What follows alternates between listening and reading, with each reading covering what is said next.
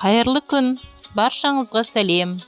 Сіздермен бірге мен, Бакиева Шолпан, ақ ірімшіктің үй жағдайында жасалу рецептімен бөлісетін боламын.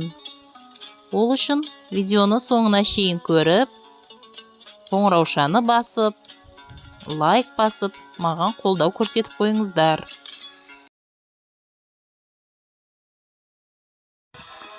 Бұл ақ ірімшіктің жасалу жолы өте қарапайым, бірақ пайдасы өте ұшан теңіз.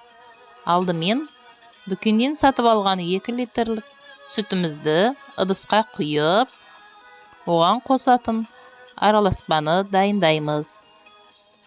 4 жұмыртқаны шағып, жақсылап араластырып аламын да, оған 4 қасық қаймақты қосып, және 1 ас қасықтай тұзды қосып, жақсылап араластырып, дайындап қоямын.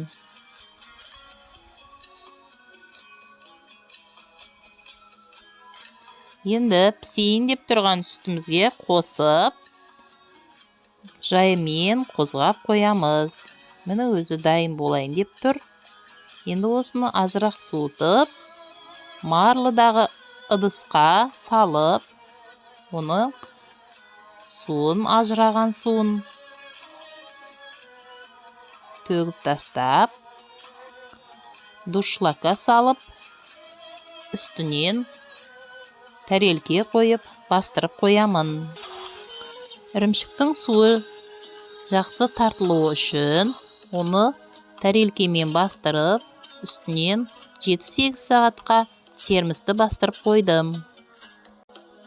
Дайын болған ірімшігімізді тәрелкеге кесіп салып, енді оны жей беруге болады. Ас болсын,